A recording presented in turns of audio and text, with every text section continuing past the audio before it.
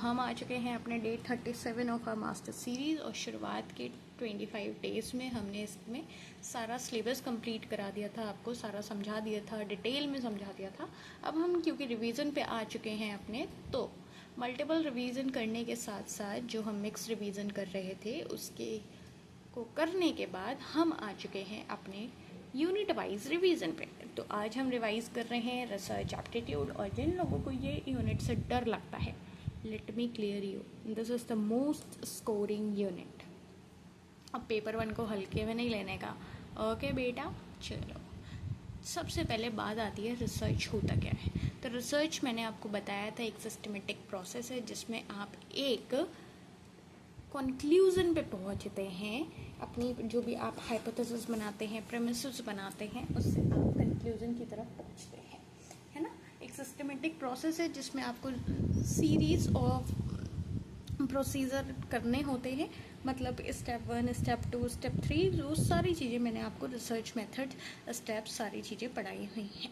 तो सबसे पहले हम जान लें कि कितने टाइप की रिसर्च होती है। मैं आपको बता दूं, ये आपको पूरा कंप्लीट रिवीजन चल रहा है, तो आपको हो सकता है कि कुछ पॉइंट आपको लगे कि आपने ये नहीं बताया, वो नहीं बताया। तो मैं कोशिश तो करूँगी सारी ही चीज़ें बता दूँ, बट अगर आप बिल्कुल बिगिनर हैं, पहली बार देख रहे हैं, तो आई सजेस्ट कि जो वन शॉट पड़ा हुआ है रिसर्च एप्टीट्यूड का, वो देख लो, है ना। जिससे एक बार में करो, सॉलिड चीज करो। रिवीजन के लिए आप ये देख सकते हो। चलो आपको रिवाइज करा देते हैं टाइप ऑफ रिसर्च कौन कौन सी होती है।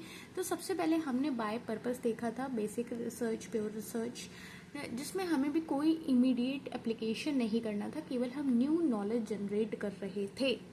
वहीं अप्लाइड रिसर्च जो थी उसमें हम प्रैक्टिकल प्रॉब्लम सॉल्व कर रहे थे, मतलब कोई भी एक चीज़ पे रिसर्च करके उसका सॉल्यूशन निकाल के उसको प्रैक्टिकल प्रॉब्लम पे अप्लाई कर रहे थे। वहीं एक्शन रिसर्च में हम क्या कर रहे थे, एक्शन रिसर्च में हमारा करना था कि ये प्रैक्टिशनर कर रहा था, कोई भी इंसान नहीं कर रहा था, ये प्रैक्टिशनर कर रहा था, और ये अपनी खुद की प्रॉब्लम को फटाक से सॉल्व करके, फटाक से अप्लाई करके एक्शन लेता था। तो इसलिए हम इसको एक्शन रिसर्च कहते थे। तो बाय पर्पस आपको ये तीनों टाइप याद हो गए होंगे, समझ आ गए होंगे। अब मैंने ये प्रॉपर ऐसे 3 इतना छोटे से में लिख दिया है, इसका मतलब ये नहीं है मैंने आपको काम की बात नहीं बताई है, समझ रहे हो। बेसिक रिसर्च, प्योर रिसर्च या फिर अप्लाइड रिसर्च, एक्शन रिसर्च, ये 3 मेजर रिसर्च जो बाय पर्पस टाइप होती है, रिसर्च टाइप होती है, वो मैंने आपको बता दी है। अब कुछ लोगों की वो आदत होती है कि उनको 10 मिनट में एक चीज़ समझ आती है, तो उनको हजम ही नहीं होता कि हमको 2 मिनट में कोई एक चीज़ सिखा दी गई है ना। तो आप खुद समझ पा रहे होंगे आप किन में से हैं, ठीक है। रोस्ट नहीं करूँगी, पर हाँ बीच बीच में डांटूंगी अगर मेरी बात नहीं मानी जाएगी तो, ठीक है। तो आप कहोगे इतनी दूर से आप डांट के कर क्या लोगे, आपको क्या मालूम, हम तो नहीं मानेंगे। तो बेटा कोई बात नहीं, मेरा काम है समझाना, बताना, गाइड करना। कर लोगे तो भला हो जाएगा, नहीं कर लोगे तो कौन सा मेरा भला हो जाएगा, है ना। कोई बात नहीं। चलो, बाय मेथड की अगर हम बात करें तो हमारे पास है एक्सपेरिमेंटल, डिस्क्रिप्टिव, हिस्टोरिकल, कोरिलेशनल, ठीक है। अब इनके बारे में अगर हम देखें तो एक्सपेरिमेंटल में हम क्या करते हैं, हम मैनिपुलेट कर लेते हैं इंडिपेंडेंट वेरिएबल को और टेस्ट करते हैं कॉज इफेक्ट रिलेशनशिप। ये सबसे ज़्यादा मोस्ट रिगरस रिसर्च टाइप होती है। वहीं डिस्क्रिप्टिव रिसर्च में हम डिस्क्राइब करते हैं जो पहले से एग्जिस्ट कर रहा होता है, कहीं भी कोई मैनिपुलेशन नहीं चलता है। वहीं हिस्टोरिकल रिसर्च में हम पास्ट इवेंट्स के जो डॉक्यूमेंट्स हैं, जो आर्काइव्स हैं, उनके बारे में देखते हैं, करते हैं, उन पर रिसर्च करते हैं, वो हिस्टोरिकल रिसर्च का पार्ट होती है। वहीं कोरिलेशनल में हम रिलेशनशिप देखते हैं बिटवीन वेरिएबल्स, जहाँ पे मैनिपुलेशन नहीं होता है और ना ही कॉजेशन होता है। बाय डेटा टाइप अगर मैं बात करूं तो क्वांटिटेटिव, क्वालिटेटिव और मिक्स्ड मेथड मैंने आपको पढ़ाया हुआ है। क्वांटिटेटिव में बताया है कि नंबर्स होते हैं, क्वालिटेटिव में मैंने आपको बताया है कि words, theme, simple small samples होते हैं और डीप अंडरस्टैंडिंग होती है। क्वांटिटेटिव में नंबर्स होंगे, स्टैट्स होंगे, लार्ज सैम्पल्स होंगे और ये जनरलाइजेबल होगी। अब जो बच्चे मेरे से पढ़े हैं उनका तो रिवीजन बहुत अच्छा हो रहा होगा, क्योंकि मैंने जैसे आपको कीवर्ड्स पकड़ना सिखाए हैं और कीवर्ड्स पकड़ के सिखा के PYQs करना सिखाए हैं, तो उनको ये कीवर्ड्स बिल्कुल ऐसे आ गए होंगे कि अच्छा लॉन्गिट्यूडनल की बात हो रही है, मतलब सेम सब्जेक्ट की स्टडी हो रही है ओवर टाइम, क्रॉस सेक्शनल की बात हो रही है तो डिफरेंट ग्रुप्स एक ही टाइम पे किए जा रहे हैं। उनसे मैं आप कहोगे कि एग्जांपल बता दो तो मेरे से पढ़े हुए बच्चे तुरंत कहेंगे कि ये बेटा अगर मैं कहूँ कि लॉन्गिट्यूडनल का एग्जांपल बताओ तो वो तुरंत कहेंगे कि अरे सुनिए, सेम सब्जेक्ट, मतलब एक बच्ची जो 5 साल से 15 साल की हुई है तो उसने बीच के ओवर टाइम उसमें क्या क्या चेंजेस आए हैं उसके माइंडसेट में, उस चीज़ को हम अगर स्टडी कर रहे हैं तो वो लॉन्गिट्यूडनल है। वहीं अगर एक ही पॉइंट ऑफ टाइम में मैं 10 लोगों का, different group of age group का माइंडसेट अगर स्टडी कर रही हूँ कि एक कॉमन अप्रोच क्या लगाते हैं, तो वो क्या हो जाएगी, क्रॉस सेक्शनल। रेट्रोस्पेक्टिव क्या होगी, जहाँ लुक बैकवर्ड, जहाँ आप पीछे पास्ट में देख रहे हो। हिस्टोरिकल और रेट्रोस्पेक्टिव में अंतर होता है, याद रखना। प्रोस्पेक्टिव क्या होता है, जिसमें हम आगे की तरफ, आगे की रिसर्च, आगे के टाइम की तरफ हम रिसर्च कर रहे होते हैं, आने वाले टाइम की। तो 5-6 मिनट में अगर आपको रिसर्च टाइप पूरा बता दिया गया है तो बताइए, आपका हक नहीं बनता है फीडबैक देने का, आपका हक नहीं बनता है बात मानने का? तो मानिए बात, जितनी बात आपसे कही जा रही है, जैसे कही जा रही है। अभी भी अगर बेसिक क्लियर नहीं है तो फुल वन शॉट देख लो ना, 1 घंटा निकाल के। 1 घंटा रील कम देख लेना यार, है ना। तेल पानी पेट्रोल तो सब कम खर्च कर ही रहे हो, थोड़ा सा इंस्टाग्राम भी कम खर्च कर लो, हो सकता है काम आ जाए। ठीक है। हाइपोथेसिस की अगर मैं बात करूँ तो हम देखते हैं कि हमारे पास कितने टाइप की हाइपोथेसिस होती हैं, क्या क्या चीज़ें होती हैं। तो देखो, सबसे पहली बात, एक तो ये जो मेरी बुरी आदत पड़ गई है हाथ में फ़ोन पकड़ के रिकॉर्ड करने की, मतलब अब मैं दूर रख भी नहीं सकती क्योंकि आवाज़ नहीं जाती है, तो समस्या तो है, देखो, है ना। कोई बात नहीं। सारे रिसर्च टाइप समझ में आ गए? अगर आ गए हो तो खुले दिल से अभी एक बार लिख दो कि रिसर्च टाइप डन, ऐसे करके टॉपिक वाइज कंप्लीट बताते जाना कि हाँ ये डन, ये डन, ये डन। ठीक। तो रिसर्च टाइप जिसको जो जो समझ में आ गया हो जल्दी से फटाक से लिख दो कि research type done, by purpose, by time, by method, सारी चीज़ें आपको आ गई हैं। वहीं हाइपोथेसिस की अगर मैं बात करूँ तो हमने देखा नल हाइपोथेसिस। नल हाइपोथेसिस क्या होती है, जिसमें कोई भी सिग्निफिकेंट डिफरेंस नहीं होता है, रिलेशनशिप नहीं होता है। ठीक है, इंडिपेंडेंट डिपेंडेंट वेरिएबल के बीच में कोई सिग्निफिकेंट डिफरेंस नहीं होता है। जैसे अगर मैं कहूँ कि teaching method X has no effects on score, भी किसी इंसान का एक टीचिंग मेथड है, उसका बच्चों के स्कोर्स पे कोई इफेक्ट नहीं आ रहा है, तो रिसर्चर क्या करेगा, उसको रिजेक्ट करने की कोशिश करेगा, क्योंकि जब कोई इफेक्ट नहीं आ रहा है तो that is null hypothesis, it's not. वही इसको रिजेक्ट करके क्या करते हैं, अल्टरनेटिव हाइपोथेसिस में आपको हम लेते हैं, जिसमें हमको एक सिग्निफिकेंट डिफरेंस दिख रहा होता है कि teaching method improves, x improves scores. वहीं अगर मैं डायरेक्शनल की बात करूं तो 1 टेल्ड, और नॉन डायरेक्शनल की बात करूं तो 2 टेल्ड हमको देखने को मिला था हाइपोथेसिस के केस में। तो डायरेक्शनल क्या था, स्पेसिफिक डायरेक्शन, जहाँ पे हम कह सकते हैं कि method X produce higher score than method Y. आप एक डायरेक्शन बता रहे हैं कि मेथड एक्स ने ज़्यादा स्कोर करा दिया मेथड वाई से, दैट इज़ डायरेक्शनल। वही नॉन डायरेक्शनल क्या है कि 2 टेल्ड है, कि नो डायरेक्शन, कोई डायरेक्शन नहीं है, बस आपको ये बता दिया गया कि method X and method Y produce different score, दोनों ने अलग अलग किया, किसने ज़्यादा किया किसने कम किया, कोई डायरेक्शन नहीं है। ठीक। वहीं हमने देखा था टाइप 1 एरर और टाइप 2 एरर। टाइप 1 एरर को हम कहते थे अल्फा और टाइप 2 एरर को हम कहते थे बीटा। टाइप 1 एरर अल्फा का मतलब होता है rejecting null hypothesis when it is true. सोचो, आप false positive saying there is an effect where there is not. Null hypothesis मैंने आपको क्या बताया, जहाँ पे आपको कोई भी सिग्निफिकेंट इफेक्ट देखने को नहीं मिल रहा है। ठीक है, एक बार कायदे से समझो, जीवन भर याद रहेगा। नल हाइपोथेसिस में मैंने आपको क्या बताया, जहाँ आपको सिग्निफिकेंट इफेक्ट देखने को नहीं मिल रहा है। तो जब आपको इफेक्ट देखने को नहीं मिल रहा है और आप उसको ट्रू बता दे रहे हो, तो ये टाइप 1 एरर नहीं हुआ ना।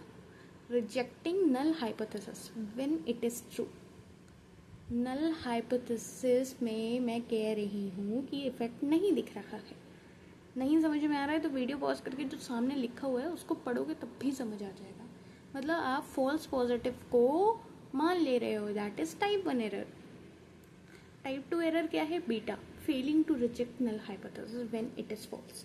कोई चीज पहले से फॉल्स है और आप उसे रिजेक्ट भी नहीं कर पा रहे हो, समझ रहे हो? फेलिंग टू रिजेक्ट, यहाँ आप ये नहीं कहोगे एक्सेप्ट, ये बात याद रखना, यहाँ आप एक्सेप्ट नहीं कहोगे, यहाँ आप कहोगे फेलिंग टू रिजेक्ट। यहाँ क्या है? Rejecting null hypothesis. यहाँ क्या है? Failing to reject null hypothesis when it is false. वो पहले से फॉल्स है, उसको आप फॉल्स रिजेक्ट भी नहीं कर पा रहे हो। हाँ, तो आ गया समझ में? आप फॉल्स नेगेटिव को मिसिंग अ रियल इफेक्ट, तो टाइप 1 एरर, टाइप 2 एरर आ गया, डायरेक्शनल नॉन डायरेक्शनल आ गया, नल हाइपोथेसिस अल्टरनेटिव हाइपोथेसिस आ गया। तो अगर इतना सब आ गया तो जरा लिख दो कि हाँ आ गया। इससे क्या होगा कि आप अपने आप को बता रहे हो कि देखो मेरे को ये आ गया, रिसर्च एप्टीट्यूड के जितने भी हाई आरओआई टॉपिक हैं मुझे आ गए। 10 मिनट में आपको वो चीज़ें सिखा दी गई जिसकी लोग 1-1 घंटे 2-2 घंटे लंबी मैराथन में आपको उलझाए रहते हैं, है ना? अब मुझे नहीं मालूम आपको कितना समझ आया नहीं आया, but I tried my best, ठीक है? और अगर आपको कहानियाँ सुनने का शौक़ है, उलझने का शौक़ है, तो हो सकता है आपको 1 घंटे 2 घंटे वाली मैराथन से ही समझ में आए, है ना? चलो, सैम्पलिंग की अगर मैं बात करूँ तो इसमें हम देखते हैं कि कितने टाइप की सैम्पलिंग होती हैं, क्या क्या टाइप्स होते हैं, उन्हें कब कब यूज़ करते हैं। तो बेसिकली हमने 2 टाइप की सैम्पलिंग पढ़ी हुई हैं, एक प्रोबेबिलिटी, एक नॉन प्रोबेबिलिटी।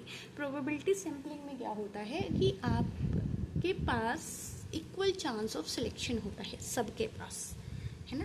प्रोबेबिलिटी वाला गेम खेलते थे ना आप लोग, की मतलब एक थैले में सारी चिट्ठियाँ डाल दी, फिर सबके पास इक्वल चांस है एक पर्ची निकालने का, कोई चीटिंग नहीं हो रही है ना? That's the thing. Probability sampling में क्या है? All have equal chance of selection.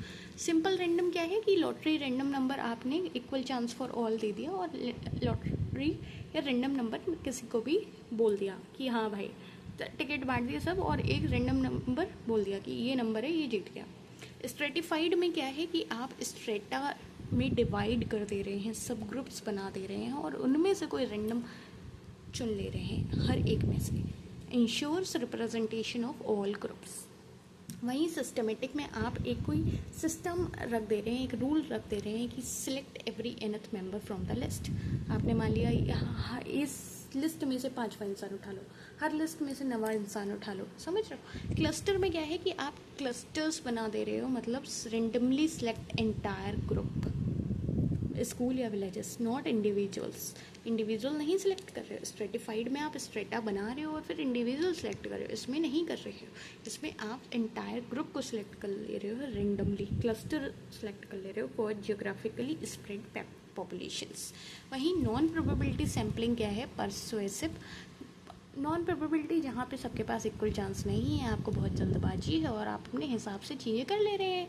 Purposive या जजमेंटल है, यानी कि रिसर्चर सिलेक्ट कर रहे हैं बेस्ड ऑन स्पेसिफिक क्राइटेरिया, जो भी उसको चाहिए। स्नोबॉल में ये है कि इनिशियल पार्टिसिपेंट्स आपके पास आए, 2 लोग आए, उनसे को आपने कहा कि अच्छा ठीक है ये काम है, आपसे ये काम हो गया, आप किसी और 2 लोगों को भेज देना।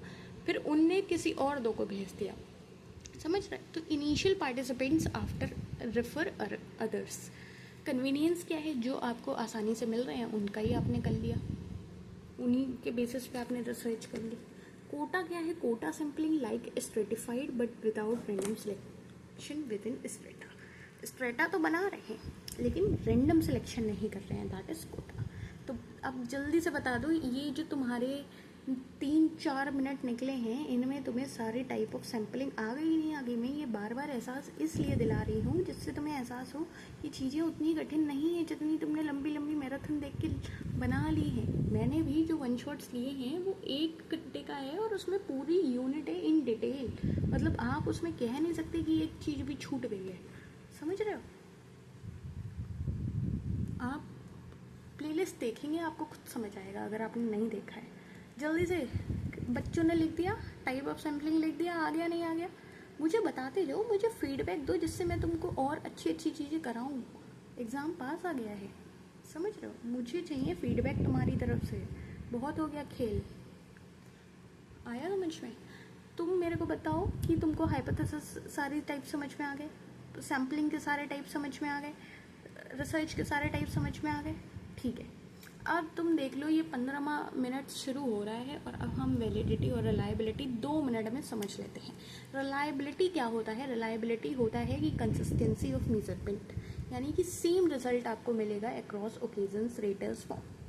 आपका कंसिस्टेंसी होना चाहिए मेजरमेंट का, और वहीं वैलिडिटी होता है कि measures what it is suppose to measure, कि वो वैलिड होना चाहिए, कि वो वही चीज़ मेजर कर रहा है जो उसको करनी चाहिए, ये नहीं रंग बदल ले रहा है।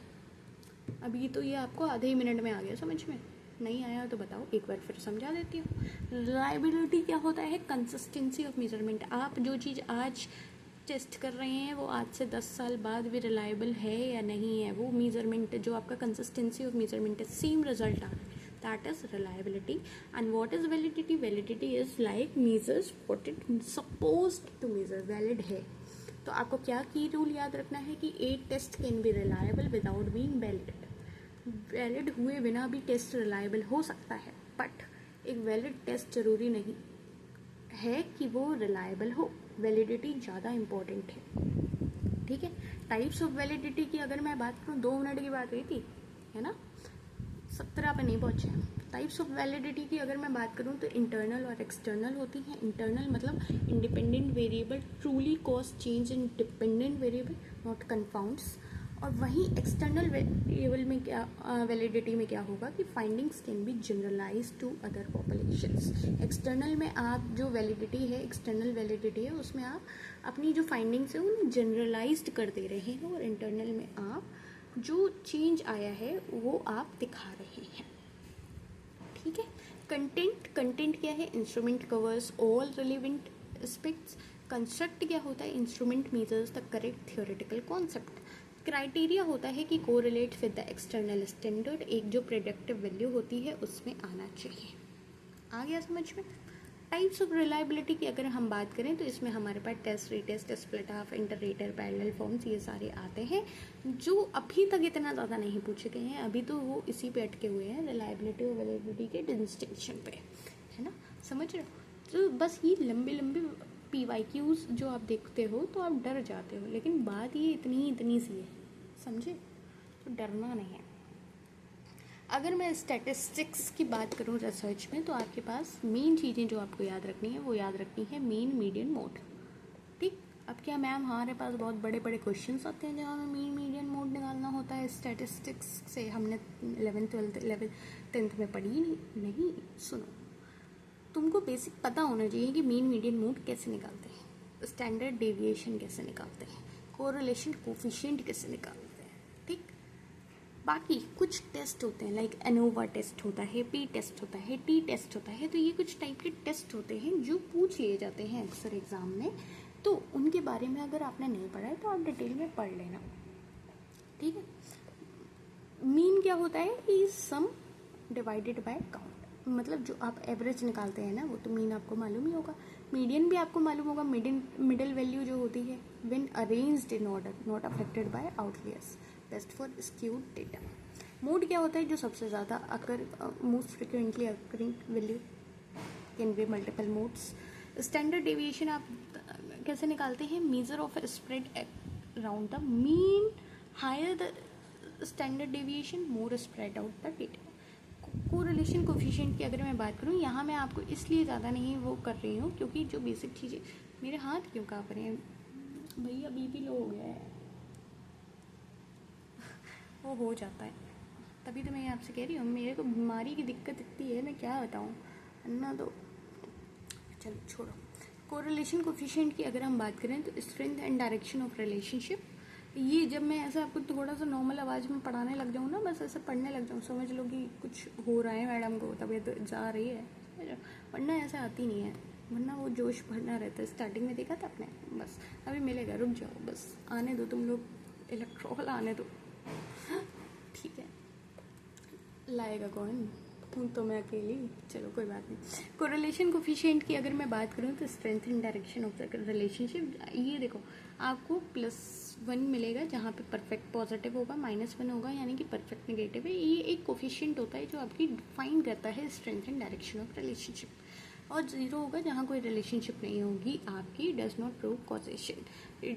किसके बीच में रिलेशनशिप नहीं होगी, इतना सब कुछ पढ़ाती आ रही हो आप, अगर आपको ये नहीं मालूम किसके बीच में रिलेशनशिप नहीं होगी, वो तो वही बात हो गई कि पूरी रामायण हो गई और उन्हें पता नहीं लगा कि राम कौन सीता कौन, है ना। नॉर्मल डिस्ट्रीब्यूशन की अगर मैं बात करूँ तो हमने बेल कर्व देखे थे, different type of bell curves देखे थे, है ना। उसमें हमने कर्टेसिस वाला भी देखा था। तो वो सारी चीज़ें देखो आपको डिटेल में पढ़नी पड़ेंगी। उसके लिए तो आपको मैं कहूँगी कि अगर आप एक एवरेज रहना चाहते हैं तो आप यहाँ तक ठीक है, आप ऐसे जान लीजिए कि भाई ज़्यादा ही काम पर है, ठीक है, कि आपकी पी वैल्यू जो है वो 0.05 से ज़्यादा नहीं होनी चाहिए। Means result is statistically significant, सब हो जाएगा जी।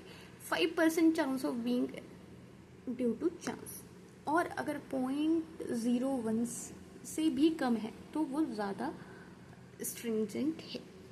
अगर मैं बात करूं आपसे, देखो ये सारी चीज़ें ऐसी हैं कि ये तो बहुत अच्छे से समझाने वाली चीज़ें होती हैं, और मैं आपसे चाहती हूँ कि ये तो आप मेरे डिटेल में ही पढ़ें, क्योंकि ये जो स्टैटिस्टिक्स वाला पार्ट है ना, जिसमें आपके graph, different type of graph आते हैं, तो वो सारी चीज़ें ऐसी हैं जो आप एक बार डिटेल में पढ़ेंगे तो आपको मज़ा आ जाएगा, वरना आप छोड़ना चाहे छोड़ दीजिए, आपके ऊपर है। अगर मैं बात करूँ रिसर्च टूल्स की, तो स्कोपस, वेब ऑफ साइंस, ये मेजर साइटेशन डेटाबेस है use for impact factor and its index calculation. Impact factor क्या होता है? इम्पैक्ट फैक्टर होता है average citations per article in previous 2 years।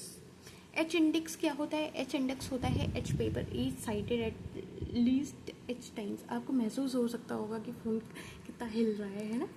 चलो कोई बात नहीं, चलो चलो चलो, बस हो ही गया अपन का, है ना। इम्पैक्ट फैक्टर और एच इंडेक्स कैलकुलेशन मैंने आपको बता दिया। एच इंडेक्स क्या होता है? H papers each cited at least H times, measured productivity plus impact combined. अगर मैं बात करूँ प्लेगरिज्म डिटेक्शन के लिए कौन सा सॉफ्टवेयर होते हैं, तो टर्निटिन होता है, आइडेंटिकेट होता है। ये यूनिवर्सिटीज़ और जर्नल्स के द्वारा यूज़ किए जाते हैं। इन्फॉर्म्ड कंसेंट क्या होता है? ये voluntary, must know purpose, can withdraw any time. एक कंसेंट आपको लेनी होती है, वो बहुत ज़रूरी है कि पर्पस पता होना चाहिए। आप किसी से कुछ भी जांच पड़ताल कर रहे हैं तो पर्पस पता होना चाहिए। No names of other participant shared. Fabrication मतलब आप डेटा मेकअप कर देते हैं, फैब्रिकेट कर देते हैं बस ऊपर ऊपर से। फाल्सिफिकेशन मतलब मैनिपुलेटिंग रियल डेटा। और प्लेगरिज्म मतलब आप किसी का काम चुरा के अपना कह देते हैं। ये सारे क्या हैं? ये सारे रिसर्च मिसकंडक्ट हैं। वहीं आरआरबी की बात करूं तो ये इंस्टीट्यूशनल रिव्यू बोर्ड है जो अप्रूव करती है research involving human participants for ethical compliance. Open access की अगर मैं बात करूं तो research fields available, freely available, fields आ गया, रिसर्च फ्रीली अवेलेबल ऑनलाइन। ये ओपन एक्सेस से आप देख सकते हैं। Paid by author APC gold OA, ये फुली ओपन है। गोल्ड ओए फुली ओपन है। ग्रीन ओए की अगर मैं बात करूं तो ये सेल्फ आर्काइविंग है। अगर मैं बात करूं एमएलए फॉर्मेट की या फिर साइटेशंस की, तो वो भी आपको एक बार देखने की ज़रूरत है। वो मैंने अभी कल ही कराया है, तो देख लेना, है ना। ये देखो, ये कुछ क्वेश्चंस हैं जो आपको 2023 का आया हुआ है, जो आपको देख के लग सकता है कि आपको नहीं आता है, बट जब आप पढ़ेंगे तो आपको पता लग जाएगा कि आपको आता है। जैसे क्लासरूम टीचर है, वो अपना ओन टीचिंग स्टाइल इम्प्रूव करने के लिए बच्चों को रीडिंग कम्प्रीहेंशन कराती है bye trying new method and reflecting on result. तो इसको तुम क्या कहोगे बताओ? मेटा एनालिसिस कहोगे, एथनोग्राफिक कहोगे? एथनोग्राफिक तो अभी तुम यहाँ कोई कल्चर की बात थोड़ी हो रही है। एक्सपेरिमेंटल रिसर्च कहोगे कंट्रोल ग्रुप में, या एक्शन रिसर्च कहोगे, मेटा एनालिसिस कहोगे? दो तुम इस एलिमिनेट कर दोगे। अब 2 बचे हैं, अब जल्दी से कमेंट डाउन कर दो। मेरा पढ़ाया हुआ बेकार नहीं जाना चाहिए। जल्दी से कमेंट डाउन करके इन क्वेश्चंस के आंसर बताओगे, तभी आपको पता लगेगा कि आपकी तैयारी कैसी चल रही है, क्योंकि ये सारे PYQs हैं।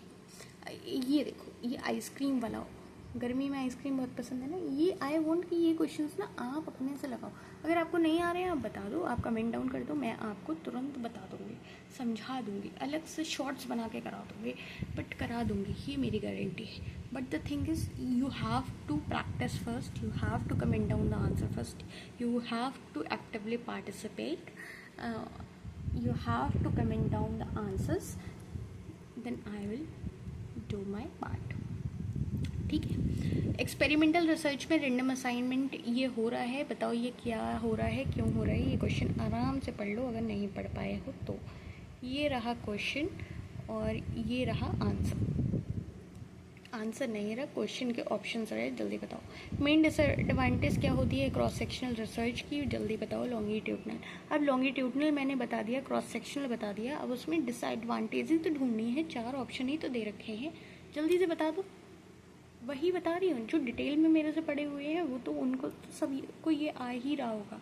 अगर आपको अभी ये नहीं आ रहा है तो आपको मतलब है डिटेल में पढ़ने की ज़रूरत है आपको। ठीक है, तो पढ़ लेना। 5th की अगर मैं बात करूँ, when a researcher deliberately keeps the room temperature, time of the day and teacher the same for both experimental and control group, these are called. बताओ, बस यहीं तो आप अटक रहे होंगे, मुझे मालूम है। ये चीज़ें आपको एहसास दिलाएंगी कि अभी आपको ज़रूरत है वन शॉट देखने की। क्यों ज़रूरत है आप कहोगे तो फिर आपका क्या मतलब हुआ इसको कराने का। मैंने आपको हाई ROI टॉपिक वाली जो चीज़ है, जैसे क्रॉस सेक्शनल है, लॉन्गिट्यूडनल है, वो आपको दिख गया, बट आप उतना डीपली समझ पाए चीज़ को, नहीं समझ पाए, आप उतना दिमाग चला पाए नहीं चला पाए, वो आप पे डिपेंड कर रहा है ना। चलो, और जिनको लगता है कि आता है वो भी अपने आप को एक बार टेस्ट कर लें। बताइए, नल हाइपोथेसिस को रिजेक्ट कर दिया है जबकि वो ट्रू है। बताओ, अब ये कौन सा टाइप, ये तो बिल्कुल वैसा ही है, जल्दी बताओ बताओ, ये बताओ, वैलिडिटी पे ज़रा बता दो। Critical thinking, but actually only measures memorisation of facts about critical thinking. इसमें क्या लैक कर रहा है।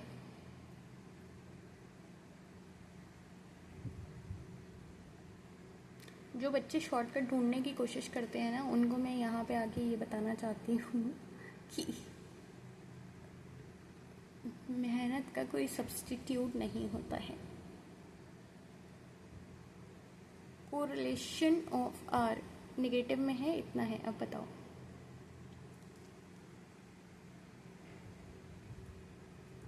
ये सारे क्वेश्चन मुझे बताना, अगर आपको आंसर भी मालूम है तब भी मुझे बताना आप कितने ठीक कर पाए। इम्पैक्ट फैक्टर क्या कैलकुलेट कैसे किया जाता है, बताओ। ये तो डायरेक्ट पढ़ाया ही, ये तो आना चाहिए तुमको। अभी गलती मेरे पे डाल रहे हो, डालना भी मत।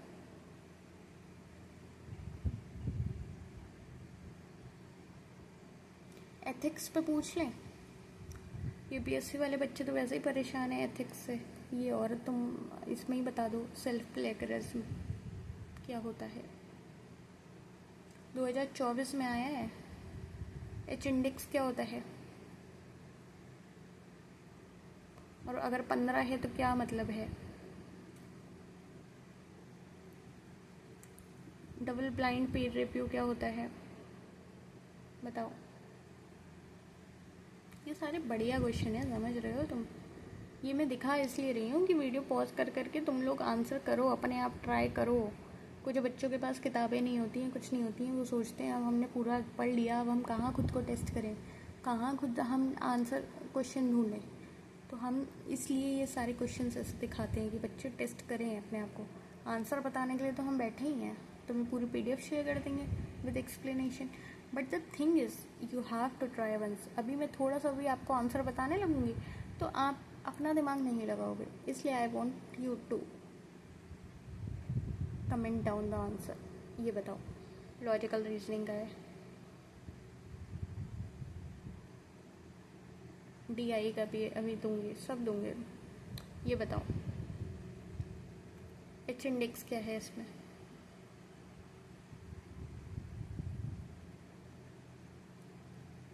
सो आई होप कि आपको आज का क्लास समझ में आया होगा, पता लगा होगा, अच्छा लगा होगा, और ऐसे ही और क्लासेस के लिए जुड़ जाना। चैनल को सब्सक्राइब कर लेना अगर अभी तक नहीं किया हो, क्योंकि ये सारी वो चीज़ें हैं जो आपको आगे तक ले जा सकती हैं। आपको हो सकता है रिवीजन करके मज़ा आया हो, एक ओवरव्यू मिला हो रिसर्च एप्टीट्यूड, वैसे बहुत लेंदी यूनिट है, लेकिन मैंने आपको सब कुछ बता दिया जिस हिसाब से आपको जानने की ज़रूरत है। आप एक बार आंसर कमेंट करो, अगली बार फिर करते हैं।